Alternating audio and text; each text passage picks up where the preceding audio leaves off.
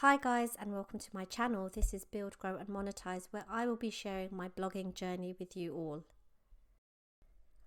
Hey guys, so in this video I'm going to be talking about 11 things that I wish I knew or sort of understood before I started my blog. So number one on my list is to treat my blog like a business. If I had a business mindset from the get-go, it would have made me put in certain goals, it would have made me more productive. And also, being a mum who works from home, it would have made me focus more on the hours that I have in the day.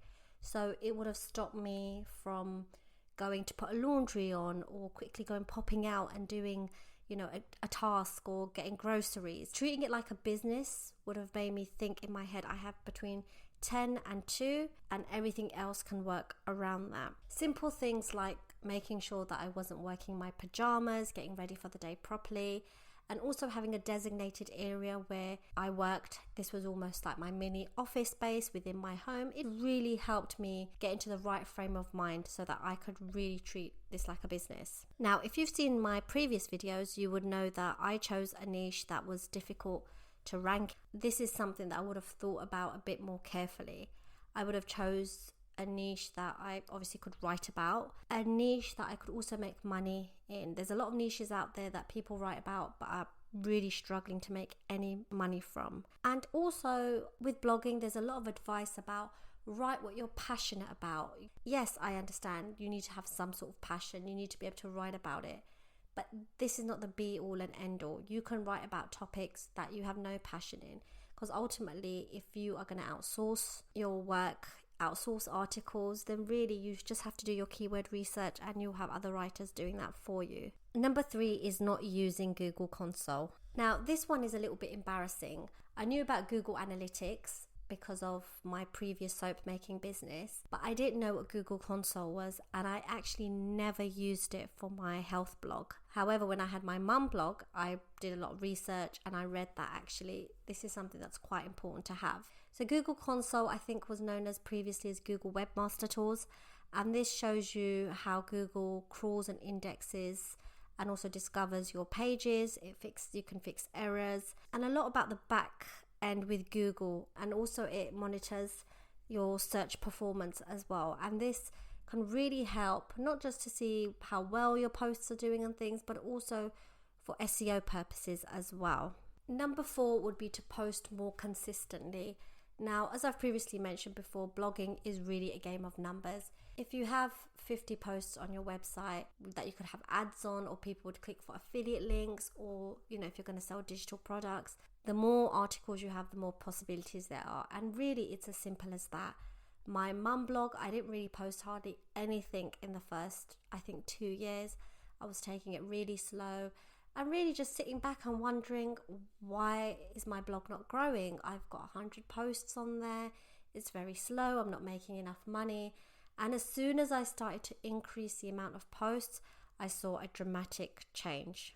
And this leads me into number 5. And this is to reinvest into your blog. A lot of people don't talk about how much they actually have to put back into their blog. Yes, blogging is one of the cheapest businesses to start. And yes, your profit margin can be huge as compared to other businesses such as e-commerce businesses, but you have to invest back into your business, whether that's paying for writers, whether that's plugins, whether that's sort of tech support or a better hosting plan. You will have to reinvest back into your business. This sort of leads me into point number 6, which is that outsourcing and reinvesting back into your business not only helps it to grow, but helps you to be more productive. Now, I was spending a lot of time on small tasks during the earlier days, making pins, for example, and small tasks that I could outsource and pay someone else for. So I could spend time on the things that only I could do, or I didn't necessarily trust anyone else to do. Point 7 is that SEO and keyword research is very, very important. So I made steps to learn about keyword research and learn about SEO, and learn that it would take time. And yes, it was a bit difficult at points. However, it was the best decision I made. Point number 8 is that blogging is not 100% passive income. Sometimes you'll go on YouTube and you'll search passive income ideas, and blogging is always one of the ones that comes up. it can become passive when you hit a certain amount and a certain goal. But that will not happen straight away. There is a lot of work that goes into blogging. It just means that rather than having a 9 to 5, you may be working on your blog a few hours a week, if that. Point 9 is that you don't have to be perfect. And this really stops a lot of people, and it really stopped me from pressing publish. Things take time for Google to rank. You can go back, you can update, you can change, but just get it out there. And I wish I had known this sooner. Maybe if I did, I would have posted more consistently and more often. Point number 10 is that I wish I knew it was a long game and that I needed to be patient. Sometimes you can read online about people who are making money within the first 2-3 months. And yes, you can. There are plenty of bloggers that do, but it takes time. And a lot of these bloggers have been blogging for 7, 8, 9, 10 years plus. So I wish I had known that I need to just be patient. Point number 11 is that the learning never stops. There is always something happening in the blogging world. There'll be updates from Google. Pinterest will change its algorithm.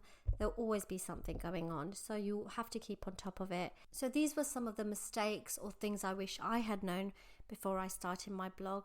If there's any more that you can think of, please put them in the comments below. If you have any questions, please also leave those below. Thank you. Bye.